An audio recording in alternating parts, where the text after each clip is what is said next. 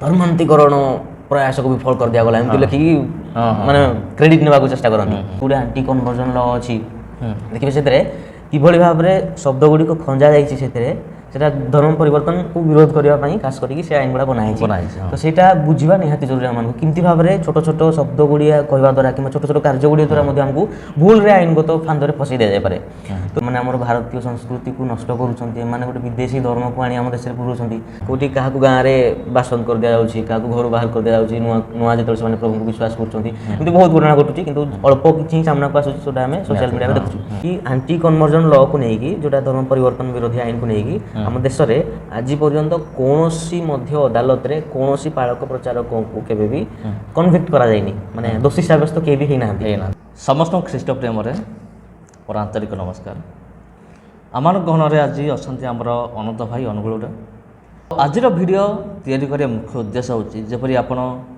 Thumbnail रे जेपरी आपण देखिले जे विशेषकर ताड़ना आजिकल आम भारत वर्ष रे ताड़ना एते मात्रा बढ़ी बढ़ी चली अनेक भाई भाई मैंने से पूरा विचलित हो पड़ते कौन करेंगे कौन ना कौन कर से आइडिया से ना आज आम किसी गुरुत्वपूर्ण विषय आम आलोचना करवा तेणु वीडियो को आपड़ शेषपन देखु अनेक विषय जानवे कारण जेपरी ताड़ना होची आजिकल ये भारत वर्ष में से विषय को आधार करी आज आम वीडियो आज आम मैंने तैयारी करुँ खास करी आपण निमंते आपण मंडल निमंते आप निज परिचय प्रदान करते आमर ऑडियंस को आज्ञा समस्त को नमस्कार मोर ना अनंत अनंत गुरुपद मो घर यही अनुगुल मु अन्य विश्वास बैकग्राउंड आसी गत 5 वर्ष हो प्रभु को ग्रहण करी अच्छा आपण कहतु ये जो भयर मुक्ति विषय आपण ट्रांसलेशन कर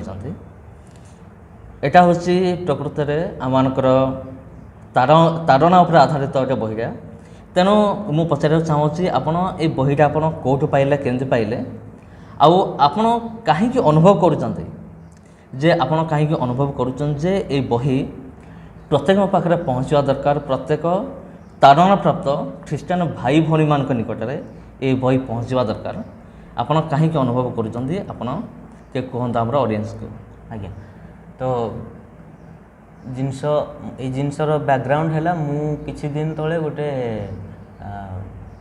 वीडियो देखी थी फेसबुक रे कि गोटे छोट जगार गोटे गाँव रे किछि लोक एवं जड़े पालक मिसी प्रार्थना करुथांती किछि लोक हठात किछि धर्मांध लोक आसिले मोबाइल वीडियो ऑन करिकी संगे संगे सेठी हट्टगोल आरंभ करवा चालू करदेले एठी धर्म परिवर्तन करूछ एठी सब करवा कि परमिशन देला एठी केबेडु ए सब कलोनी एमती कहिकी सेमानकु डरे धमकाइबा लगिले तो जितेबेले सेमाने या करूथांती मु देखिली कि सेही विश्वासी माने एवं पालक बाबू किछि न कही चुपचाप भय रे चुपचाप हेगे एमती सुनुथांती तो सेमाने जनकु जन करी विभिन्न प्रकार प्रश्न करि चलथांती तो तापर सेमाने कोन कले ना से वीडियो को सोशल मीडिया रे छाड़ देले सोशल मीडिया रे छाड़ी देले मुझे सोशल मीडिया से वीडियो तले जो कमेंट गुड़ा पढ़ुली मुझे देखिली बहुत लोग हजार हजार लोग गाड़ी करूँ कि माने देशद्रोही एमाने ठीक है मान सहित एमती हवा दरकार एमाने आमर भारतीय संस्कृति को नष्ट करुँचे गोटे विदेशी धर्म को आनी आम देश में पुरों तो एमती बहुत प्रकार धार्मिक असहिष्णुता जो मनोभाव अच्छे समस्त भितर देखा तो मुझे चिंता कली से लोक मैंने आमर जहाँ भी करुँच कि भूल काम करूना एवं किंतु निजर सांविधानिक अधिकार किंबा मौलिक अधिकार कौन अच्छी कि धर्मगत अधिकार कौन अच्छी आमको आम भारतीय संविधान आमको कौन कौन देती से समस्त विषय में ज्ञान नथिबा जगु कि सचेतनता नथिबा जगु से माने से जगह भूल किसी न थाई मध्य चुपचाप होगी से जगह बस था सही जाऊँ तो मुझे चिंता कली कि आमर असचेतनता द्वारा कि आमर आईनगत ज्ञान नथिबा द्वारा गोटे भूल मेसेज जाऊँगी कि आम जमी किसी गोटे भूल कर देछु जो आप देखिए से वीडियो गुड़ा जो हजार हजार लोक देखुं से समस्त को लगुच बोधे किसी भूल कर चुपचाप हो बस तो आ गोटे जिन देखिए जिते से हजार हजार लोक मैंने जिते चतुर्पार्श्वर में सेमती किसी घटना देखिए कौ जगह कहीं पालक कि प्रचारक जदि पत्रिका बांटुवे कि କେଉଁ ଜାଗାରେ ନୂଆ କି ସହଭାଗିତା ଆରମ୍ଭ ହେଉଥିବ କିମ୍ବା ଚାଲୁଥିବ ପ୍ରାର୍ଥନା ଚାଲୁଥିବ ସଭା ଚାଲିଥିବ ସେମାନେ ବି ସେ ଭିଡ଼ିଓରେ ଦେଖିଥିବା ଅନୁସାରେ ସେମାନଙ୍କୁ ଲାଗିବ ଏଠି ବି କିଛି ଗୋଟେ ଧର୍ମ ପରିବର୍ତ୍ତନ ଚାଲିଛି କିଛି ଗୋଟେ ଚାଲିଛି ସେମାନେ ବି କ'ଣ କରନ୍ତି ସେଇ ହିସାବରେ ଯାଇକି ବିରୋଧ କରନ୍ତି ମୋବାଇଲରେ ଭିଡ଼ିଓ ବନେଇବେ ସେମାନେ ବି ପୁଣି ଅପଲୋଡ଼ କରିବେ ହଜାର ହଜାର ଲୋକ ଦେଖିବେ ପୁଣି ସମସ୍ତଙ୍କ ମନରେ କ'ଣ ହେବ ଖ୍ରୀଷ୍ଟିଆନ ମାନଙ୍କ ପ୍ରତି ଘୃଣା ଏବଂ ଅସହିଷ୍ଣୁତାର ମନୋଭାବ ସୃଷ୍ଟି ହେବ। ତ ମୁଁ ଚିନ୍ତା କଲି ସେଇ ଛୋଟିଆ ଜାଗାରେ ସେମାନଙ୍କର ସଚେତନତା ନଥିବା ଯୋଗୁଁ ସେମାନେ କେବଳ ହଇରାଣ ହେଲେନି ଗୋଟେ ଛୋଟ ଭିଡ଼ିଓ ଦ୍ୱାରା ହଜାର ହଜାର ଲୋକଙ୍କ ମନରେ ଖ୍ରୀଷ୍ଟିଆନ ମାନଙ୍କ ପ୍ରତି ଘୃଣା ଭାବନା ସୃଷ୍ଟି ହେଲା ଏବଂ ଯାହାଦ୍ୱାରା ଅନ୍ୟ ଯେଉଁ ଜାଗାରେ ବି ସଭା କାର୍ଯ୍ୟ ଚାଲିଥିବ କିମ୍ବା ପ୍ରଚାର ଚାଲିଥିବ ସେଇ ଜାଗାରେ ମଧ୍ୟ ବାଧା ସୃଷ୍ଟି ହେବାର ସମ୍ଭାବନା ସୃଷ୍ଟି କରିଦେଲେ ଏମାନେ। ତ ମୁଁ ଚିନ୍ତା କଲି ନାହିଁ ସମସ୍ତଙ୍କୁ ସେଇ ଜାଗାରେ ଏସବୁ ବିଷୟ ଗୁଡ଼ା ଜାଣିଥିବା ଦରକାର କି ଆଜ୍ଞା ଆମେ ଯାହା କରୁଛୁ ଭୁଲ କରୁନୁ। ତ ମୁଁ ଚିନ୍ତା କଲି ଯଦି ସେଇ ଛୋଟିଆ ଜାଗାରେ ଏମିତି ବହୁତ ଘଟଣା ଘଟୁଛି ଆମେ କିଛି ଘଟଣା ମାତ୍ର ସୋସିଆଲ ମିଡ଼ିଆରେ ଦେଖୁଛୁ କେଉଁଠି କାହାକୁ ଗାଁରେ ବାସନ୍ଦ କରିଦିଆଯାଉଛି କାହାକୁ ଘରୁ ବାହାର କରିଦିଆଯାଉଛି ନୂଆ ନୂଆ ଯେତେବେଳେ ସେମାନେ ପ୍ରଭୁଙ୍କୁ ବିଶ୍ୱାସ କରୁଛନ୍ତି ଏମିତି ବହୁତ ଘଟଣା ଘଟୁଛି କିନ୍ତୁ ଅଳ୍ପ କିଛି ହିଁ ସାମ୍ନାକୁ ଆସୁଛି ଯେଉଁଟା ଆମେ ସୋସିଆଲ ମିଡ଼ିଆରେ ଦେଖୁଛୁ। ତ ମୁଁ ଚିନ୍ତା କଲି କି ନାହିଁ ଯଦି ସେଇ ଛୋଟ ଘରେ ଗୋଟେ ଛୋଟିଆ 10-15-20 ବର୍ଷର ଗୋଟେ କଲେଜ ପିଲାଟିଏ ବି ହଉ କିମ୍ବା ସାଧାରଣ କେହି ବିଶ୍ୱାସୀଟିଏ ହଉ କିମ୍ବା ପାଳକ ବାବୁ ନିଜେ ମଧ୍ୟ ହୁଅନ୍ତୁ ଯଦି ବେସିକ୍ ଲିଗାଲ ଆୱାରନେସ୍ କାହା ପାଖରେ ଥାଆନ୍ତା ସେମାନେ ଜାଣିଥାନ୍ତେ କି ଆମେ କୌଣସି ବି ଦିଗରେ ଆଇନ ଉଲ୍ଲଙ୍ଘନ କରୁନୁ ଆମେ ସମ୍ବିଧାନର ଅଧୀନରେ ଥାଇକି ଆମେ କରୁଛୁ ଯାହା ସବୁ କରୁଛନ୍ତି ଯଦି ନିଜର ଅଧିକାର ବିଷୟରେ ଅଳ୍ପଟା ବି ହଉ ସାଧାରଣ ଭାବରେ ଜାଣିଥାନ୍ତେ ଯଦି ସେ ଜାଗାରେ ଜଣେ କୁହନ୍ତା କି ଆଜ୍ଞା ଆମେ ଏଠି ବସିକି ପ୍ରାର୍ଥନା କରୁଛୁ ସଭା କରୁଛୁ ଯାହା ବି କରୁଛୁ ଏଇଟା କରିବା ଆମେ କରି ଏଇଟା ଆମର ଭୁଲ ନୁହଁ ଆମେ ଯାହା କରୁଛୁ ଏଇଟା ଆମର ସାମ୍ବିଧାନିକ ଅଧିକାର ଆମର ମୌଳିକ ଅଧିକାର ସମ୍ବିଧାନର ଅମୁକ ଅମୁକ ଅନୁଚ୍ଛେଦରେ କିମ୍ବା ଏଇ ଜାଗାରେ ଆମକୁ ଏଇଟା ଅଧିକାର ଦିଆହେଇଛି କେବଳ ଆମେ ନୁହଁ ଆପଣଙ୍କୁ ମଧ୍ୟ ସେ ଅଧିକାର ଦିଆହେଇଛି। ଆମର ଯଦି ଇଚ୍ଛା ହେବ ଆମେ କାଲି ଯାଇ ମନ୍ଦିରରେ ମଧ୍ୟ ପୂଜା କରିବୁ ଆମର ଯଦି ଇଚ୍ଛା ହେବ ଆମେ ଯାଇ କାଲି ମସଜିଦରେ ମଧ୍ୟ ଯାଇକି ଆମେ ପ୍ରାର୍ଥନା କରିବୁ। ତ ଆମର ସ୍ୱଇଚ୍ଛାରେ ନିଜ ବିବେକର ସହିତ ଆମେ ଆସି ଏଠି ବିଶ୍ୱାସ କରୁଛୁ ବୋଲି ଆମେ ପ୍ରାର୍ଥନା କରୁଛୁ ଆମର ଅନ୍ୟ କୌଣସି ଆଇନ ଯାହା ଆମର ବହୁତ ଗୁଡ଼ିଏ ଆଣ୍ଟି କନଭର୍ଜନ ଲ ଅଛି ଦେଖିବେ ସେଥିରେ କିଭଳି ଭାବରେ ଶବ୍ଦ ଗୁଡ଼ିକ ଖଞ୍ଜା ଯାଇଛି ସେଥିରେ ସେଟା ଧର୍ମ ପରିବର୍ତ୍ତନକୁ ବିରୋଧ କରିବା ପାଇଁ ଖାସ କରିକି ସେ ଆଇନ ଗୁଡ଼ା ବନା ହେଇଛି। ତ ସେଇଟା ବୁଝିବା ନିହାତି ଜରୁରୀ ଆମମାନଙ୍କୁ କେମିତି ଭାବରେ ଛୋଟ ଛୋଟ ଶବ୍ଦ ଗୁଡ଼ିଆ କହିବା ଦ୍ୱାରା କିମ୍ବା ଛୋଟ ଛୋଟ କାର୍ଯ୍ୟ ଗୁଡ଼ିକ ଦ୍ୱାରା ମଧ୍ୟ ଆମକୁ ଭୁଲରେ ଆଇନଗତ ଫାନ୍ଦରେ ଫସାଇ ଦିଆଯାଇପାରେ। ତ ଯଦି ସେଇ ସଚେତନତା ଗୁଡ଼ିକ ସେ ଜାଗାରେ କାହାର ଥାଆନ୍ତା ସେ ନମ୍ର ଭାବରେ କୁହନ୍ତା କି ଆଜ୍ଞା ଆମେ ତ କିଛି ଭୁଲ କରୁନୁ ଯଦି କୌଣସି ଭୁଲ ଅଛି ଆଇନଗତ ହିସାବରେ ଆମକୁ କୁହନ୍ତୁ ଆମେ ଆଉ ଟିକେ ପ୍ରାର୍ଥନା କରିବୁନି ସଭା କରିବୁନି ସହଭାଗିତା କରିବୁନି। ତ ଯଦି ଏମିତି କିଏ କୁହନ୍ତା ତ ଦେଖିବେ ସେଇ ଯେଉଁ ଧର୍ମାନ୍ଧ ଲୋକମାନେ ଆସିଥିଲେ ସେମାନେ ବି ପ୍ରାୟ ଏଇସବୁ ଆଇନ କାନୁନ ଏଇ ଜିନିଷ ପ୍ରାୟ ଜାଣିଥାନ୍ତି ସେମାନେ ସବୁ ଏଇ ମୂର୍ଖ ଗୁଡ଼ା ହିଁ ଥାଆନ୍ତି ସେମାନେ ନିରୁତ୍ତର ହୋଇଯିବେ ଜବାବ ଦେଇପାରିବେନି ଜବାବ ଦେଇପାରିବେନି ଯଦି ଝଗଡ଼ା କରିବାର ଥିବ ପୁଣି ଝଗଡ଼ା କରିବେ କିମ୍ବା ନହେଲେ ସେ ଜାଗାରୁ ପଳେଇବେ ଆଇଦର ଦେଖିବେ ସେମାନେ ନହେଲେ ସେ ଭିଡ଼ିଓକୁ ଅପଲୋଡ଼ ହିଁ କରିବେ ନାହିଁ। ଆଜିକାଲି ଦେଖିବେ ସେମାନେ ଭିଡ଼ିଓ ବନେଇ ଦେଇକି ସବୁଆଡ଼େ ଛାଡ଼ି ଦେଉଛନ୍ତି ଧର୍ମାନ୍ତୀକରଣ ପ୍ରୟାସକୁ ବିଫଳ କରିଦିଆଗଲା ଏମିତି ଲେଖିକି ମାନେ କ୍ରେଡ଼ିଟ୍ ନେବାକୁ ଚେଷ୍ଟା କରନ୍ତି। ତ ସେମାନେ ସେ ଭିଡ଼ିଓକୁ ଅପଲୋଡ଼ ହିଁ କରିବେ ନାହିଁ କାରଣ ସେମାନଙ୍କର ହିଁ ଏଠି ନିଜର ଇଜ୍ଜତ ଯାଇଛି ସେମାନେ ଉତ୍ତର ଦେଇପାରୁନାହାନ୍ତି କାରଣ ଧରା ପଡ଼ିଗଲେ ଯେ ଆମେ ଭୁଲ କରିଛୁ କିମ୍ବା ସେମାନେ କିଛି ଭୁଲ କରିନାହାନ୍ତି ବୋଲି। ଯଦି ବି ସେମାନେ ସେ ଭିଡ଼ିଓଟି ଅପଲୋଡ଼ କରୁଛନ୍ତି ସୋସିଆଲ ମିଡ଼ିଆରେ ତ ଖ୍ରୀଷ୍ଟିଆନ ସମାଜର କିମ୍ବା ଆମର ହିଁ ଫାଇଦା ହେଉଛି ଧାର୍ମିକ ସ୍ୱାଧୀନତା ଏବଂ ଧାର୍ମିକ ସହିଷ୍ଣୁତା ବିଷୟରେ ଆଇନ କାନୁନ ବିଷୟରେ ମୌଳିକ ଅଧିକାର ବିଷୟରେ ସଚେତନତା ସୃଷ୍ଟି ହେବ। ତ ତାଙ୍କ ଭିଡ଼ିଓ ମାଧ୍ୟମରେ ଆମେ ହଜାର ହଜାର ଲୋକମାନଙ୍କ ପାଖରେ ଆମ ମେସେଜକୁ ପହଞ୍ଚାଇ ପାରିବା ତାଡ଼ନା ହେବାର ସମୟକୁ ସେଇ ସମୟକୁ ଆମେ ସୁଯୋଗ ଭାବରେ ବ୍ୟବହାର କରି ଆମ ଏଇ ବିଷୟ ଗୁଡ଼ିକୁ ଆମେ ପ୍ରଚାର କରିପାରିବା। ତ ହେଲେ କ'ଣ ହେବ ନା ସେମାନଙ୍କ ଭିଡ଼ିଓ ଦେଖିକି ଯେଉଁ ଲୋକମାନଙ୍କ ଭିତରେ ଘୃଣା ହିଂସାର ମନୋଭାବ ସୃଷ୍ଟି ହେଉଥିଲା ସେମାନେ ବି ଦେଖିବେ ଆରେ ତ ଠିକ୍ କଥା କହୁଛନ୍ତି ଏମାନେ ଏଠି ପ୍ରାର୍ଥନା କରୁଛନ୍ତି ସଭା କରୁଛନ୍ତି କିମ୍ବା ପତ୍ରିକା ବାଣ୍ଟୁଛନ୍ତି କିମ୍ବା ଯାହା ବି କରୁଛନ୍ତି ଭୁଲ କରୁନାହାନ୍ତି ଏଇଟା ତାଙ୍କର ଅଧିକାର ସମ୍ବିଧାନର ଅଧୀନରେ ଥାଇ କରୁଛନ୍ତି। ତ ସେମାନଙ୍କ ମନ ଭିତରେ ଗୋଟେ ରିଲିଜିୟସ୍ ଫ୍ରିଡମ୍ର ଗୋଟେ ଆୱାରନେସ୍ ସୃଷ୍ଟି ହେବ ରିଲିଜିୟସ୍ ଟୋଲେରାନ୍ସର ବା ଧାର୍ମିକ ସହିଷ୍ଣୁତା ଯାହାକୁ କହନ୍ତି ତାର ସଚେତନତା ସୃଷ୍ଟି ହେବ। ତ ମୁଁ ଏଥିପାଇଁ ଏଇ ବହିକୁ ଭାବିଲି କି ନାହିଁ ସମସ୍ତଙ୍କ ପାଖରେ ପହଞ୍ଚିବା ଉଚିତ ସମସ୍ତେ ଜାଣିଥିଲେ ଯାଇକି ସଚେତନତା ଆମେ ସୃଷ୍ଟି କରିପାରିବା ଆଇନ କାନୁନ ବିଷୟରେ ବେସିକ୍ ଜିନିଷ ବହୁତ ଜିନିଷ ଆମକୁ ଜାଣିବାର ନାହିଁ। ତ ଯଦି ଆମେ ଜାଣିଥିବା ତାହେଲେ କରିପାରିବା କିନ୍ତୁ ଯଦି ଜାଣିନଥିବା ତାହେଲେ ସେ ଜାଗାରେ ଏମିତି ଚୁପ୍ ହେଇକି ବସିଥିବା ଯେତେବେଳେ ବି ଆମକୁ ସେଇଭଳିଆ ପରିସ୍ଥିତିର ସମ୍ମୁଖୀନ ହେବାକୁ ପଡ଼େ ଚୁପ୍ ହେଇକି ବସିଥିବା ଆଉ କିଛି କହିପାରିବାନି, ସେମାନେ ଆମ ଉପରେ ଆହୁରି ପ୍ରକୋପ ଦେଖେଇବାର ସୁଯୋଗ ପାଇଯିବେ, ଚଢ଼ି ଚାଲିବେ। ତ ଏଥିପାଇଁ ମୋତେ ଲାଗିଲା କି ନାହିଁ ଆମର ଓଡ଼ିଆ ଲାଙ୍ଗୁଏଜରେ ମେ ବି ଏଇ ଟପିକ୍ରେ ବହି ନାହିଁ, ଅଛି ଯଦି କିଛି ଥାଇପାରେ, କିନ୍ତୁ ମୋତେ ଲାଗିଲା ନାହିଁ, ମୁଁ କିଛି ଦେଖିନି ଏଇ ଟପିକ୍ରେ ବହି, ମୋତେ ଲାଗିଲା ନାହିଁ ମୁଁ ଏ ବହିକୁ ନିହାତି ଭାବରେ ପବ୍ଲିଶ କରିବି ଓଡ଼ିଆରେ। ରାଜସ୍ଥାନରୁ ଜଣେ ଭାଇ ବ୍ରିଜେଶ ଚୋରଟିଆ ବୋଲି, ସେ ଖାସ୍ କରିକି ସେବା କାର୍ଯ୍ୟ ନିମନ୍ତେ LLB ପଢ଼ିଛନ୍ତି, ସେ ବହିରେ ଆପଣ ପଢ଼ିଥିବେ, ସେ ଲେଖୁଛନ୍ତି ତାଙ୍କ ସାକ୍ଷ୍ୟ। ଯେତେବେଳେ ମୁଁ ପଢ଼ିଲି ଏ ବହିଟି ହିନ୍ଦୀରେ, ମୁଁ ସାଙ୍ଗେ ସାଙ୍ଗେ ତାଙ୍କ ସହିତ କଣ୍ଟାକ୍ଟ କଲି କି ଆଜ୍ଞା ମୁଁ ଏ ବହିଟି ଓଡ଼ିଆରେ ଅନୁବାଦ କରିବାକୁ ଇଚ୍ଛା କରୁଛି, ମୋତେ ପରମିସନ୍ ଦିଅନ୍ତୁ। ସେ ବହୁତ ଖୁସି ହେଲେ। ତାପରେ ମୁଁ ଧୀରେ ଧୀରେ କାମ ଆରମ୍ଭ କଲି, ତାକୁ ଭଲ ଭାବରେ ଟ୍ରାନ୍ସଲେଟ୍ କରି ତାକୁ ଶେଷରେ ପବ୍ଲିଶ କରିଛି। ମୁଁ ଚାହୁଁଛି କି ସମସ୍ତେ କିମ୍ବା ଆଟଲିଷ୍ଟ ପ୍ରତି ପରିବାରରେ କିମ୍ବା ପ୍ରତି ମଣ୍ଡଳୀରେ ଗୋଟିଏ ଗୋଟିଏ ବହି ଥାଉ, ବହୁତ ସୁନ୍ଦର ଭାବରେ ଲେଖା ହେଇଛି, ସମସ୍ତେ ଜାଣିଥିବା ଦରକାର। ତେଣୁ ପ୍ରଭୁ ଆଶୀର୍ବାଦ କଲେ ବହିଟି ଆଜି ଆମ ସାମ୍ନାରେ ଅଛି ଆଉ ବ୍ୟବହାର କରୁଛନ୍ତି, ତା'ର କାମ ବି ଆରମ୍ଭ ହୋଇଗଲାଣି, ଲୋକ ବହୁତ ନେଇକି ପଢ଼ୁଛନ୍ତି, ଫିଡ଼ବ୍ୟାକ୍ ବି ଦେଉଛନ୍ତି, ପ୍ରଭୁଙ୍କର ଗୌରବ ହଉ। ଯାହା ହଉ ଭାଇ, ଆପଣଙ୍କୁ ଧନ୍ୟବାଦ। ତାପରେ ଆମର ଆଉ ଗୋଟେ କ୍ୱେଶ୍ଚିନ୍ ହେଉଛି, ଆମର ଯେଉଁ ପ୍ରତ୍ୟେକ ଖ୍ରୀଷ୍ଟିଆନ ଭାଇ ଭଉଣୀମାନେ ଅଛନ୍ତି ସେମାନଙ୍କର କର୍ତ୍ତବ୍ୟ କ'ଣ ହେବା ଦରକାର? ନିହାତି ତ ଯେତେବେଳେ ମୁଁ ଏ ବହି ପ୍ରଥମେ ଛପେଇବା ପୂର୍ବରୁ, ପବ୍ଲିଶ କରିବା ପୂର୍ବରୁ କିମ୍ବା ପବ୍ଲିଶ କରିବା ପରେ କିଛି ଲୋକଙ୍କ ସହ କଥା ହେଲି କି ମୁଁ ଏଇଟା ଏମିତି କରୁଛି, ଏ ଲିଗାଲ୍ ବହି ଗୋଟେ ପବ୍ଲିଶ କରିବାର ଅଛି।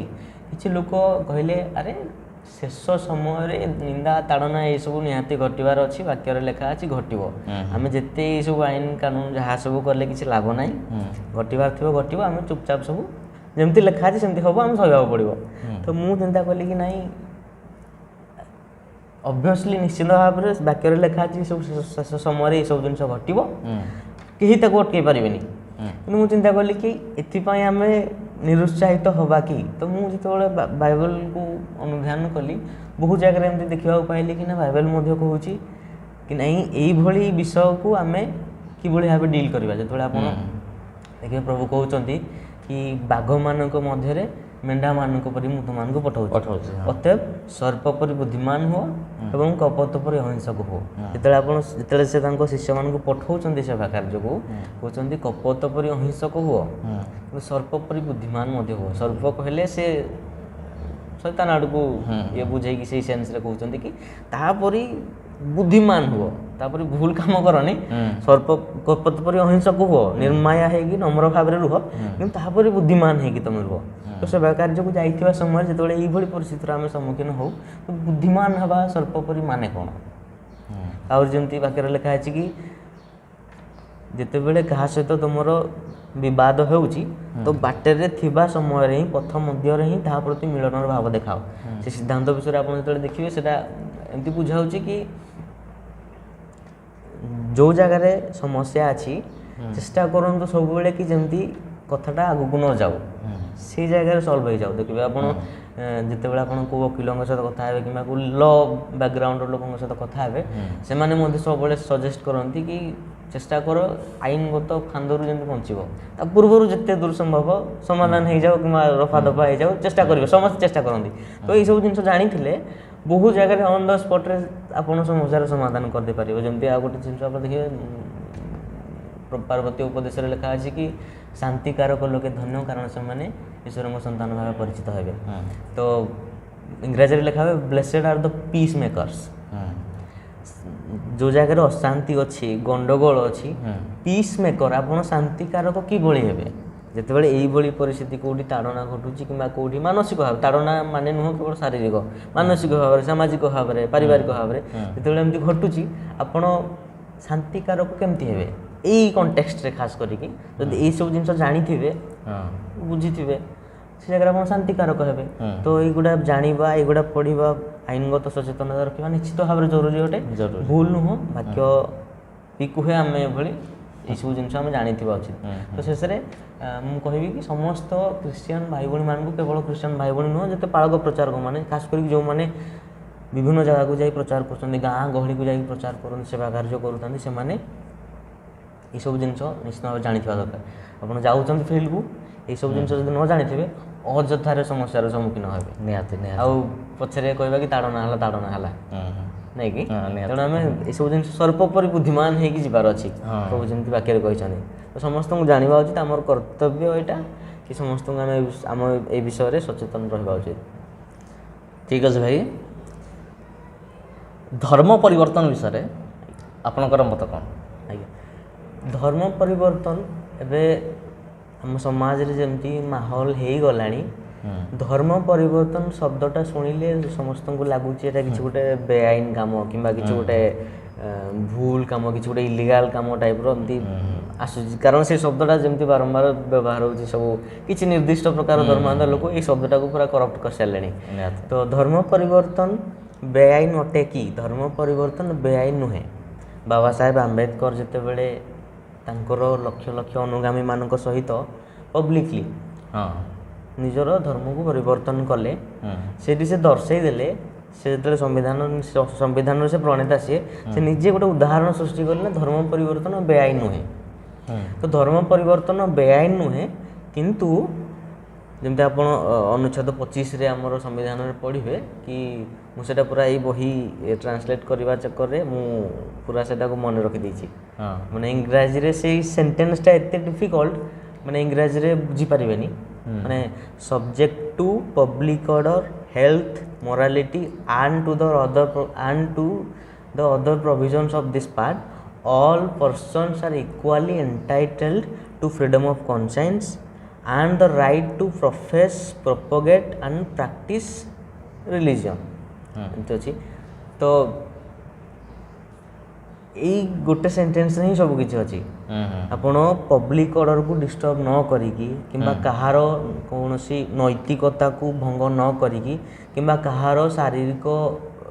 କାହାକୁ ଶାରୀରିକ ଆଘାତ ନ ଦେଇକି ପ୍ରତ୍ୟେକ ଭାରତୀୟ ନାଗରିକଙ୍କର ଯେକୌଣସି ଧର୍ମକୁ ଗ୍ରହଣ କରିବାର, ପାଳନ କରିବାର ଏବଂ ପ୍ରଚାର କରିବାର ଅଧିକାର ଅଛି।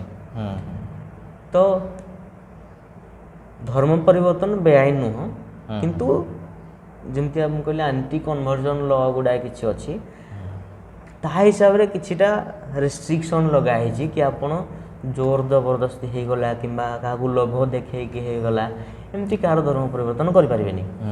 ତ ସେଇଗୁଡ଼ା ହିଁ ଆମକୁ ନଜରରେ ରଖିବାର ଅଛି। ଆଜି ଆଉ ଗୋଟେ କଥା ମୁଁ ଏଠି କହିବାକୁ ଚାହୁଁଛି କି ଆଣ୍ଟି କନଭର୍ଜନ ଲକୁ ନେଇକି ଯେଉଁଟା ଧର୍ମ ପରିବର୍ତ୍ତନ ବିରୋଧୀ ଆଇନକୁ ନେଇକି ଆମ ଦେଶରେ ଆଜି ପର୍ଯ୍ୟନ୍ତ କୌଣସି ମଧ୍ୟ ଅଦାଲତରେ କୌଣସି ପାଳକ ପ୍ରଚାରକଙ୍କୁ କେବେ ବି କନଭିକ୍ଟ କରାଯାଇନି, ମାନେ ଦୋଷୀ ସାବ୍ୟସ୍ତ କେହି ବି ହେଇନାହାନ୍ତି।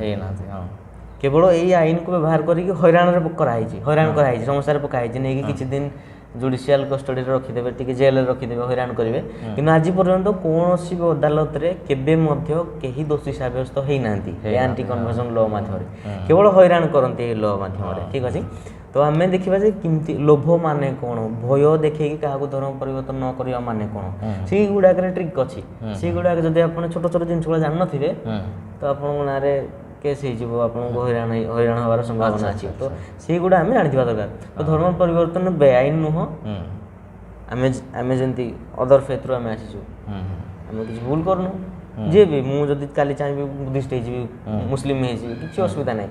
ସମ୍ବିଧାନ ସେ ମୌଳିକ ଅଧିକାର ସମସ୍ତଙ୍କୁ ଦେଇଛି। କିନ୍ତୁ ଧର୍ମ ପରିବର୍ତ୍ତନକୁ ନେଇକି ଯେଉଁଭଳି ଭାବରେ ନେଗେଟିଭ ମାଇଣ୍ଡସେଟ୍ ସୃଷ୍ଟି କରିଦିଆହେଇଛି, ରିଲିଜିୟସ୍ ଧାର୍ମିକ ଅସହିଷ୍ଣୁତା ସୃଷ୍ଟି କରିଦିଆହେଇଛି, ତାକୁ ନେଇକି ସଚେତନତା ସୃଷ୍ଟି କରିବାର ଅଛି। ଯଦି ଗୋଟେ ହିନ୍ଦୁ ପରିବାର ଅଛି, ସେ ପରିବାରରୁ ଯଦି ଜଣେ କେହି ନୂଆ ଭାବରେ ପ୍ରଭୁଙ୍କୁ ବିଶ୍ୱାସ କରୁଛି, ତ ଯେତେବେଳେ ପ୍ରାପ୍ତ ବୟସ୍କ ହେଲା ପରେ 18-20 ବର୍ଷ ହେଇସାରିଲା ପରେ ଯେତେବେଳେ ସେ ବିଶ୍ୱାସ କରୁଛି, ତା ଘର ଲୋକ ଏଇଟା ବୁଝିବା ଦରକାର କି ନାହିଁ ମୋର ପୁଅ କିମ୍ବା ଝିଅ ତାର ବିବେକ ହିସାବରେ ନିଜେ ଡିସିସନ୍ ନେଇକି ଏଇଟା ଜଣଙ୍କୁ ବିଶ୍ୱାସ କରୁଛି। ସେମାନେ ବିରୋଧ ଯଦି କରୁଛନ୍ତି ତାହେଲେ ସଚେତନତା ହେଇନି। ନିହାତି ସେ ଭୁଲ କରୁନି, କିନ୍ତୁ ଯଦି ସେମାନେ ତାକୁ ଘରୁ ବାହାର କରିଦେବେ, ତାକୁ ବୟକଟ୍ କରିବେ, ପରିବାରରୁ ତାକୁ ସାଇଡ୍ କରିବେ, ତ ସେଇଟା ଖରାପ ଜିନିଷ। ତ ସଚେତନତା ସୃଷ୍ଟି କରିବା ବହୁତ ଜରୁରୀ ଅଟେ। ତ କିଏ କରିବ? ଆମେ କରିବା। ଯଦି ଗୋଟେ ସମାଜରେ ଲୋକମାନେ ଭାବୁଥିବେ କି ଧର୍ମ ପରିବର୍ତ୍ତନ ବେଆଇନ ଅଟେ କିମ୍ବା ସମ୍ବିଧାନରେ ଯାହା ଲେଖା ଥାଉ, ଗୋଟେ ଲୋକ ଆଉ ଗୋଟେ ଧର୍ମକୁ ଗ୍ରହଣ କିମ୍ବା ବିଶ୍ୱାସ କରିବା ଭୁଲ ବୋଲି ଯଦି ଗୋଟେ ଲୋକ ବିଶ୍ୱାସ କରୁଥିବ ତାହେଲେ ସେଇ ଜାଗାରେ ଆପଣ ସେବା କାର୍ଯ୍ୟ କରିବା ଆହୁରି କଷ୍ଟ, ଜଟିଳ ହୋଇଯିବ। ତେଣୁ ଏଇ ଧର୍ମ ପରିବର୍ତ୍ତନ ବିଷୟରେ କିମ୍ବା ଧାର୍ମିକ ସହିଷ୍ଣୁତା ବିଷୟରେ କିମ୍ବା ଧାର୍ମିକ ସ୍ୱାଧୀନତା ବିଷୟରେ ସଚେତନତା ସୃଷ୍ଟି ହେଲେ ମାଟିଟା ଉର୍ବର ହେବ। ସୁସମାଚାର ପ୍ରଚାର କରିକି ଫଳ ଫଳାଇବା ପାଇଁ ମାଟିଟା ଉର୍ବର ହେବ, ତାହେଲେ ଯାଇକି ଆପଣ ଫଳ ଫଳିବ ଆପଣଙ୍କର ସୁସମାଚାର ପ୍ରଚାର କାର୍ଯ୍ୟର। ତେଣୁ ଏଇ ଲିଗାଲ ଜିନିଷ ଆମର ଲିଗାଲ ଜିନିଷ ଏବଂ ସେବା କାର୍ଯ୍ୟର ଫଳାଫଳ ପରସ୍ପର ସହିତ ବହୁତ ଗୁରୁତ୍ୱ ଭାବରେ ତାର ସମ୍ପର୍କ ଅଛି। ଦୁଇଟା ଯାକ ପରସ୍ପର ଉପରେ ଡିପେଣ୍ଡ କରେ। ତ ଆମେ ଆମ ଦେଶକୁ ଆମେ ଯଦି ପ୍ରକୃତରେ ଭାରତୀୟ ତେବେ ସମ୍ବିଧାନକୁ ବୁଝିବା, ଆମ ଅଧିକାରକୁ ବୁଝିବା। ଆପଣ କେବେ ବାହାନା ଦେଇପାରିବେନି ଯେ ମୁଁ ଜାଣିନଥିଲି ଏମିତି ଅଧିକାର ଅଛି ବୋଲି ଅଛି। ଜାଣିବା, ପୁରା ସମ୍ବିଧାନ ପଢ଼ିବାର ନାହିଁ। ଏ ବହିରେ ବହୁତ ସୁନ୍ଦର ଭାବରେ 117 ପେଜର ବହି ବହୁତ ସୁନ୍ଦର ଭାବରେ ଧର୍ମ ପରିବର୍ତ୍ତନର ଇତିହାସଠୁ ଆରମ୍ଭ କରିକି ବିଭିନ୍ନ ପ୍ରକାର ବିଷୟ, ଖାସ କରିକି ବିଶ୍ୱାସୀମାନଙ୍କ ଦୃଷ୍ଟିକୋଣ, ଖ୍ରୀଷ୍ଟିଆନମାନଙ୍କ ଦୃଷ୍ଟିକୋଣରୁ ବହୁତ ସୁନ୍ଦର ଭାବରେ ଏଠି ବହୁତ ଜିନିଷ ଗୁଡ଼ିଏ ଲେଖା ଅଛି। ଆପଣ ଯେତେବେଳେ ପଢ଼ିବେ ଆପଣ ବୁଝିବେ କେତେ ସୁନ୍ଦର ଭାବରେ ସରଳ ବିଶ୍ୱାସୀମାନଙ୍କ ପାଇଁ, ସାଧାରଣ ବିଶ୍ୱାସୀମାନଙ୍କ ପାଇଁ ଏ ଜିନିଷଟି ଲେଖା ଅଛି। ବହିର ନାଁ ଭୟରୁ ମୁକ୍ତି ମଣ୍ଡଳୀ ନିମନ୍ତେ ଆଇନଗତ ପୁସ୍ତିକା।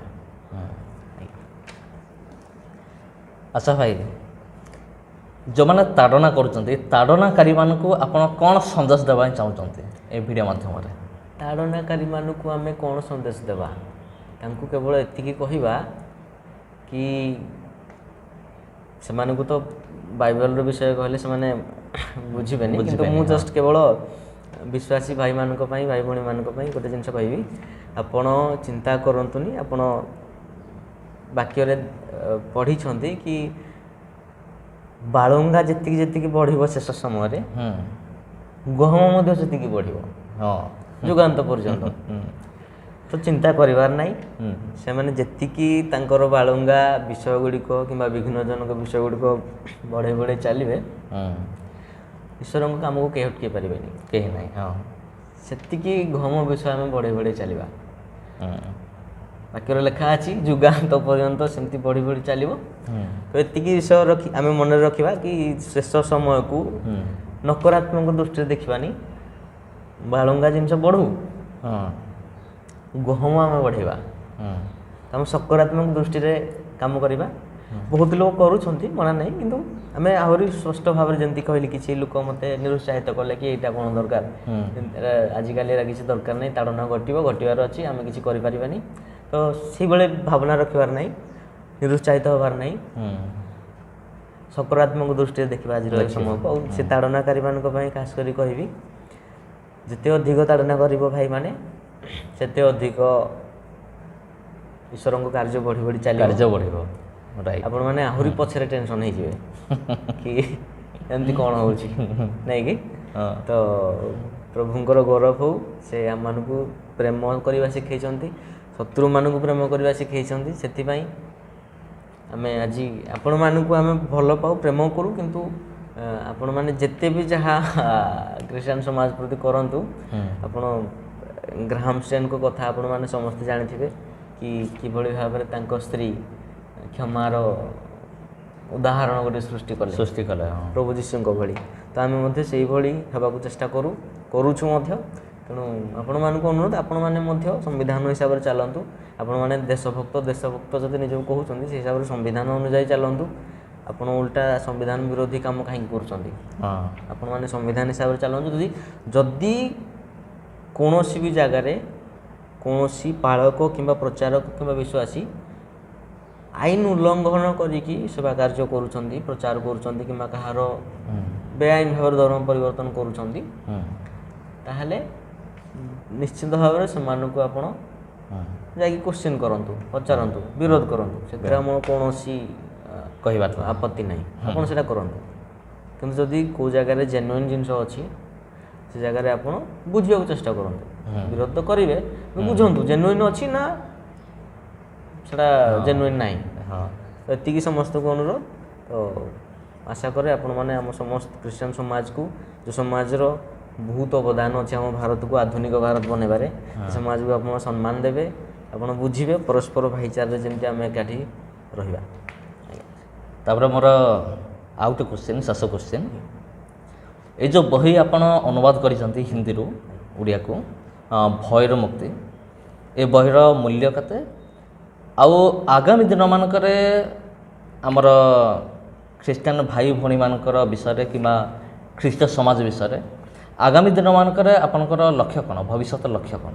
ଆଜ୍ଞା, ଏଇ ବହି ବିଷୟରେ ବହିର ମୂଲ୍ୟ ମାତ୍ର 100 ଟଙ୍କା ଏବଂ ଅଫଲାଇନ୍ରେ ବହୁତ ଲୋକ ନେଉଛନ୍ତି, ଅଫଲାଇନ୍ରେ ହେଲେ ଡିସକାଉଣ୍ଟ କିଛି ହେଇଯାଉଛି, କିନ୍ତୁ ଅନଲାଇନ୍ରେ ଯେହେତୁ ମୋତେ କୋରିଅର୍ କରିବାକୁ ପଡ଼ୁଛି ତାର ପ୍ରାଇସ୍ ଗୁଡ଼ା ପୁଣି ଆଡ଼୍ ହେଇଯାଉଛି, ପ୍ୟାକେଜିଂ କଷ୍ଟ, ପୁଣି ତାକୁ ନେଇକି ପ୍ରତିଦିନ ଯାଇକି ପୋଷ୍ଟ ଅଫିସରେ ପୋଷ୍ଟ କରିବା, ଅଧଘଣ୍ଟା 1 ଘଣ୍ଟାରେ ଛିଡ଼ା ହେଇକି ତାକୁ ଲାଇନ୍ରେ ପୋଷ୍ଟ କରାଇବା, ତ କୋରିଅର୍ ଚାର୍ଜ 20 ଟଙ୍କା ହିଁ ମାତ୍ର ରଖାହେଇଛି। ଆକ୍ଚୁଆଲି ଅଧିକା ଖର୍ଚ୍ଚ ହେଉଛି କିନ୍ତୁ 20 ଟଙ୍କା ରଖାହେଇଛି। ଆପଣ 2ଟା ବହି ନିଅନ୍ତୁ, 3ଟା ବହି ନିଅନ୍ତୁ, 10ଟା ନିଅନ୍ତୁ, ଯେତେଟା ବହି ନିଅନ୍ତୁ, ସେ 20 ଟଙ୍କା ହିଁ ମାତ୍ର କୋରିଅର୍ ଚାର୍ଜ। 100 ଟଙ୍କା ବହିର ପ୍ରାଇସ୍ ଅଛି। ତ ଯେଉଁମାନେ ଚାହାନ୍ତି ଡିସ୍କ୍ରିପ୍ସନ୍ରେ କିମ୍ବା ସ୍କ୍ରିନ୍ରେ ଦିଆଯାଇଥିବା ନମ୍ବରରେ କଣ୍ଟାକ୍ଟ କରନ୍ତୁ, ମେସେଜ୍ ମାଧ୍ୟମରେ ହ୍ୱାଟ୍ସଆପ୍ରେ କଣ୍ଟାକ୍ଟ କରନ୍ତୁ, ଆପଣଙ୍କର ସଠିକ୍ ପୋଷ୍ଟାଲ୍ ଆଡ୍ରେସ୍ ଦିଅନ୍ତୁ, ଏ ବହିଟି ଆପଣଙ୍କ ପାଖକୁ ପଠାଇଦେବି। ତ ଆଚ୍ଛା, ଆଗାମୀ ଦିନମାନଙ୍କରେ ଆପଣଙ୍କର ଲକ୍ଷ୍ୟ? ଆଜ୍ଞା, ଆଗାମୀ ଦିନମାନଙ୍କରେ ମୋର ଲକ୍ଷ୍ୟ କି ମୁଁ ଯେମିତି ମୁଁ କୌଣସି ମୋର ୟୁଟ୍ୟୁବରେ ଭିଡ଼ିଓ କେବେ ବନେଇ ନଥିଲି, ଖାସ୍ କରିକି ଏଇ ବହି ପାଇଁ ମୁଁ ୟୁଟ୍ୟୁବରେ ଭିଡ଼ିଓଟିଏ ବନେଇଲି କି ସମସ୍ତଙ୍କୁ ଏ ବହି ବିଷୟରେ କହିବି ବୋଲି। ତ ମୋର ଏଇଟା ଏବେ ବର୍ତ୍ତମାନ ଗୋଟିଏ ଲକ୍ଷ୍ୟ ଅଛି। ତ ଏଇସବୁ ବିଷୟକୁ ନେଇକି ଆହୁରି ଯେତେବେଳେ ଯେଉଁ ବି ବିଷୟ ହେଉ, ଏଇସବୁ ବିଷୟକୁ ନେଇକି ଭିଡ଼ିଓ ବନେଇବି, ଆହୁରି ଆମ ଖ୍ରୀଷ୍ଟିଆନ ସମାଜକୁ ଆହୁରି ସଚେତନ କରାଇବି। ଯାହା ବି ମୋ ଦ୍ୱାରା ହେଇପାରିବ ମୁଁ ଏଇ ଟପିକ୍ରେ ଖାସ୍ କରିକି ଭିଡ଼ିଓ ଗୁଡ଼ା ବନାଇବି। ନିହାତି ଏତେ ଗୁଡ଼େ ବିଷୟ ଲେଖା ଅଛି, ଆପଣ ପଢ଼ିଛନ୍ତି, ଏତେ ଭିଡ଼ିଓ ଏ ବିଷୟରେ ବନେଇ ହେବନି, କିନ୍ତୁ ଯାହା ପ୍ରାକ୍ଟିକାଲ ବିଷୟ, ଯଦି କ'ଣ ଘଟଣା ଘଟିଲା କିମ୍ବା ଆଉ ଯାହା ଜିନିଷ, ନୂଆ ଜିନିଷ, ତ ସେଇ ବିଷୟରେ ଭିଡ଼ିଓ ବନେଇବି। ଏଇଟା ମୋର ବର୍ତ୍ତମାନ ଲକ୍ଷ୍ୟ କି ଭିଡ଼ିଓ ମାଧ୍ୟମରେ, ୟୁଟ୍ୟୁବ୍ ମାଧ୍ୟମରେ, ଫେସବୁକ୍ ମାଧ୍ୟମରେ ଆହୁରି ଲୋକମାନଙ୍କୁ ସଚେତନ କରାଇବି, ଯେମିତି ପ୍ରଭୁଙ୍କ କାର୍ଯ୍ୟରେ, ପ୍ରଭୁଙ୍କ ସେବା କାର୍ଯ୍ୟରେ ମୋର ଏଇ ଦୃଷ୍ଟିକୋଣର କିଛି ଅବଦାନ ରହିପାରିବ। ତେଣୁ ଭାଇ ଆପଣଙ୍କୁ ବହୁତ ଧନ୍ୟବାଦ, ଯାଉ ଆପଣ ସମୟ ଦେଲେ ଆମ ନିମନ୍ତେ। ଭାଇଙ୍କୁ ଧନ୍ୟବାଦ, ସେ ବହୁତ ପରିଶ୍ରମ କରି ଆକ୍ଚୁଆଲି ଏ ଯେଉଁ ଭାରତରେ ଯେଉଁ ତାଡ଼ନା ଘଟୁଛି ସେଇ ବିଷୟରେ ଯେଉଁ ହିନ୍ଦୀରେ ଯେଉଁ ପୁସ୍ତିକା ଅଛି ତାକୁ ଭାଇ ବହୁତ ପରିଶ୍ରମ କରିକି ସେ ଅନୁବାଦ କଲେ। ଖାସ୍ କରି ଆପଣ ଆମମାନଙ୍କର ତାଡ଼ନା ପ୍ରାପ୍ତ ଖ୍ରୀଷ୍ଟିଆନ ସମାଜ ନିମନ୍ତେ କିଛି ଦିନ ପୂର୍ବରୁ ଜଣେ ଭାଇ ମୋତେ କଲ୍ କରିଥିଲେ, ପ୍ରାୟ କଳାହାଣ୍ଡିରୁ। ସେ ମୋତେ କହିଲେ, ଆଜ୍ଞା ଆମ ଏରିଆରେ ତାଡ଼ନା ହେଉଛି, ଆମେ ବହୁତ ହଇରାଣରେ ଅଛୁ, ଆଉ ଆମ ନିମନ୍ତେ ପ୍ରାର୍ଥନା କରନ୍ତୁ।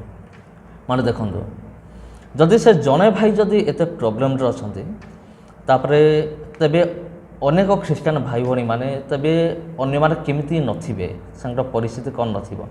ଯେମିତିକି ଭାଇ କହିଲେ ସଚେତନତା ଅଭାବରେ ଏଇ ସମସ୍ତ ବିଷୟ ହେଉଛି। ଏବଂ ଯେଉଁ ବହି ବିଷୟରେ ଆମେ କହିଲେ, ଏ ବହିରେ ଏମିତି ବିଷୟ ସବୁ ଲେଖା ଅଛି, ଯଦି ଏଇ ବହିକୁ ଆପଣ ପୁରା ଟିକିନିକି ଯଦି ଫଲୋ କରିବେ, ତେବେ ମୁଁ ତ ଭାବୁଛି ଅନାବଶ୍ୟକ କୌଣସି ତାଡ଼ନା ଆପଣଙ୍କ ଜୀବନରେ ହେବ ନାହିଁ, ବରଂ ତାଡ଼ନାକାରୀମାନେ ଆପଣଙ୍କୁ ଭୟ କରିବେ ନିଶ୍ଚିନ୍ତ ଭାବରେ। କ'ଣ ଭାଇ? ନିଶ୍ଚିନ୍ତ। ତାଡ଼ନାକାରୀମାନେ ଆପଣଙ୍କୁ ଭୟ କରିବେ ଯେ ଏମାନଙ୍କୁ ଆମେ ଆଉ ତାଡ଼ନା କରିବା ନାହିଁ। କାରଣ ଆଇନ ମଧ୍ୟ ଗୋଟେ ରହିଅଛି, ଆମର ସମ୍ବିଧାନ ଗୋଟେ ରହିଅଛି, ଯିଏକି ଆମକୁ ଅଧିକାର ଦେଇଅଛି। ଅନେକ ଖ୍ରୀଷ୍ଟିଆନ ଭାଇ ଭଉଣୀମାନେ ପ୍ରାୟ ମୁଁ ତ ଭାବୁଛି 99%, ମାନେ 100 ଭାଗରୁ 99 ଭାଗ ପ୍ରଭୁଙ୍କର ଲୋକମାନେ ଏ ବିଷୟରେ ସେମାନେ ଜାଣିନାହାନ୍ତି। ମୁଁ ତ କହୁଛି, ଆଉ ଯେଉଁମାନେ ତାଡ଼ନାକାରୀମାନେ ସେମାନେ ତ ବିଲକୁଲ ବି ଜାଣିନାହାନ୍ତି ମୋତେ ଲାଗେ। ମାନେ ଏଇସବୁ ବିଷୟରେ ଆମ ଭାରତରେ ଯେଉଁ ସମ୍ବିଧାନ ଅଛି, ସମ୍ବିଧାନରେ ଯେଉଁ ଧର୍ମଗତ ସ୍ୱାଧୀନତା ଅଧିକାର ଦିଆଯାଇଛି, ଏ ସମସ୍ତ ବିଷୟ ବିଷୟରେ ସେମାନଙ୍କୁ ଜଣା ନାହିଁ। କିନ୍ତୁ ଏଇ ବହିରେ ଏମିତି ବିଷୟ ଗୁଡ଼ାକ ସବୁ ଲେଖା ଅଛି, ଆପଣ ନିର୍ଭୟରେ ଆପଣ ପ୍ରଭୁଙ୍କର ସେବା କାର୍ଯ୍ୟ କରିପାରିବେ। ତେଣୁ ଏଇ ବହିର ମୂଲ୍ୟ ରଖାଯାଇଛି 100 ଟଙ୍କା। ଆପଣ ଫୋନ୍ କରିକି ଅର୍ଡ଼ର କରିପାରିବେ ନିଶ୍ଚିନ୍ତ ଭାବରେ। କୋରିଅର୍ ଚାର୍ଜ 20 ଟଙ୍କା ରଖାହେଇଛି, ବହିର ଦାମ 100 ଟଙ୍କା। ଆପଣ ଗୋଟେ ନେଲେ ବି 20 ଟଙ୍କା ପଡ଼ିବ ଏକ୍ସଟ୍ରା କୋରିଅର୍ ଚାର୍ଜ, 100ଟା ନେଲେ ବି ସେ 20 ଟଙ୍କା ପଡ଼ିବ, କିନ୍ତୁ ଗୋଟେ ବହିର ଦାମ ହେଉଛି 100 ଟଙ୍କା। ଆପଣ ନିଅନ୍ତୁ, ଆପଣ ପଢ଼ନ୍ତୁ ଏବଂ ମଣ୍ଡଳୀକୁ, ଆପଣଙ୍କ ବିଶ୍ୱାସୀମାନଙ୍କୁ ସମସ୍ତଙ୍କୁ ସଚେତନ କରନ୍ତୁ, ଏ ବିଷୟରେ ଆପଣଙ୍କୁ ଶିକ୍ଷା ଦିଅନ୍ତୁ। ଆପଣ ପରମେଶ୍ୱରଙ୍କ ବିଷୟରେ ବି ଶିକ୍ଷା ଦିଅନ୍ତୁ, ବାଇବେଲ ବିଷୟରେ, ସେଇଟା ତ ନିହାତି ଦରକାର। ତା ବିଷୟରେ ଆମର ସମ୍ବିଧାନ ଆମକୁ ଯାହା ଅଧିକାର ଦେଇଛି, ଆମର ଧର୍ମଗତ ସ୍ୱାଧୀନତା ଅଧିକାର, ତାକୁ ବି ଆପଣ ଶିଖାନ୍ତୁ ଲୋକମାନଙ୍କୁ। ତେଣୁ ପ୍ରଭୁ ଆପଣମାନଙ୍କୁ ପ୍ରତ୍ୟେକଙ୍କୁ ଆଶୀର୍ବାଦ କରନ୍ତୁ। ଆଉ ଭାଇ ଆପଣଙ୍କୁ ବହୁତ ବହୁତ ଧନ୍ୟବାଦ ସମୟ ଦେଇଥିବାରୁ। ଆଉ ଗୋଟେ ଛୋଟ ବିଷୟ ମୁଁ ଏଠି ଆଡ଼୍ କରିବି। ଆମର ଏବେ ଯେଉଁଭଳି ସାମାଜିକ ରାଜନୈତିକ ମାହୋଲ ଚାଲିଛି ଆମ ଦେଶରେ, ବହୁତ ଲୋକ ଭାବନ୍ତି ସମ୍ବିଧାନ ତ ସରକାର ଚେଞ୍ଜ କରିଦେଉଛି, ମାନେ ଆମେଣ୍ଡମେଣ୍ଟ କୁହନ୍ତି ସେଟାକୁ, ଚେଞ୍ଜ କରିଦେଉଛି, ତାହେଲେ ଆମେ ସମ୍ବିଧାନ ଉପରେ କେମିତି ଭରସା କରିବା? ଆପଣ ଦେଖିଥିବେ ସମ୍ବିଧାନ ଯାହା ଆଇନ କାନୁନ ସବୁ ତ ଚେଞ୍ଜ କରିଦେଉଛନ୍ତି, ତ ଆମର କ'ଣ ଫାଇଦା? ତ ମୁଁ କହି ରଖିବାକୁ ଚାହେଁ, ଆମର ସମ୍ବିଧାନରେ ଏଇସବୁ ଯାହା ଆମର ଧାର୍ମିକ ବିଷୟ ଅଛି ସେଇଟା ଗୋଟେ ଆମର ମୌଳିକ ଅଧିକାର, ଫଣ୍ଡାମେଣ୍ଟାଲ ରାଇଟ୍। ତ ସିଏ ସରକାର ହୁଅନ୍ତୁ କିମ୍ବା ସୁପ୍ରିମକୋର୍ଟ ହୁଅନ୍ତୁ କିମ୍ବା ରାଷ୍ଟ୍ରପତି ହୁଅନ୍ତୁ, କେହି ବି ହୁଅନ୍ତୁ, ଆମର ମୌଳିକ ଅଧିକାରକୁ କେହି ମଧ୍ୟ ପରିବର୍ତ୍ତନ କରିପାରିବେ ନାହିଁ କିମ୍ବା କେହି ମଧ୍ୟ ହଟେଇ ପାରିବେ ନାହିଁ। ତେଣୁ ଆପଣ ଚିନ୍ତା କରନ୍ତୁନି କେଉଁ ସରକାର ଆସିଲା କ'ଣ କଲା, ତେଣୁ ନିର୍ଭୟ ଭାବରେ ରୁହନ୍ତୁ। ଆଉ ଗୋଟେ କଥା, ଯଦି ଏ ବହି ପଢ଼ିଲା ପରେ କାହାର କୌଣସି ପ୍ରଶ୍ନ ଅଛି କିମ୍ବା ଯଦି ଆଉ ଏଇ ରିଲେଟେଡ଼୍ କୌଣସି କିଛି ଜିନିଷ ଜାଣିବାର ଅଛି, ତ ଆପଣମାନେ ମୋ ନମ୍ବରରେ ହ୍ୱାଟ୍ସଆପ୍ରେ ମେସେଜ୍ କରନ୍ତୁ କିମ୍ବା ଏଇ ଭିଡ଼ିଓର କମେଣ୍ଟରେ ମଧ୍ୟ ଆପଣ ଲେଖିକି ଜଣାନ୍ତୁ, କିମ୍ବା ଯେ ମାଧ୍ୟମରେ ମୁଁ ଯଦି ହେବ ମୁଁ ସେଇ ବିଷୟରେ ଆପଣଙ୍କୁ ଲେଖିକି ଉତ୍ତର କରିବି, କିମ୍ବା ଯଦି ବଡ଼ ହେଇଯିବ ଉତ୍ତରଟି ତା ପାଇଁ ଆଉ ଗୋଟେ ଭିଡ଼ିଓ ବନେଇକି ଛାଡ଼ିଲେ ଅନ୍ୟ ଲୋକମାନେ ବି ଭଲ ତାଙ୍କୁ ସାହାଯ୍ୟ ହେବ, ସମସ୍ତେ ଜାଣିପାରିବେ। ତ ଯଦି କାହାର କୌଣସି ପ୍ରଶ୍ନ ଅଛି ତ ଆପଣ ମୋ ନମ୍ବରରେ କିମ୍ବା ଏଇ ଭିଡ଼ିଓର କମେଣ୍ଟରେ ଆପଣ ଲେଖିକି ପଠାନ୍ତୁ, ଆମେ ଚେଷ୍ଟା କରିବୁ ତା ବିଷୟରେ ଆହୁରି ଆପଣଙ୍କୁ ଉତ୍ତର ଦେବା ପାଇଁ। ଧନ୍ୟବାଦ। ହଉ ଭାଇ, ସମସ୍ତଙ୍କୁ ଖ୍ରୀଷ୍ଟ ପ୍ରେମ ଆନ୍ତରିକ ନମସ୍କାର। ପୁଣି ଦେଖା ହେବ ଆପଣଙ୍କ ସହିତ ଆଉ ଗୋଟେ ଭିଡ଼ିଓରେ। ନମସ୍କାର।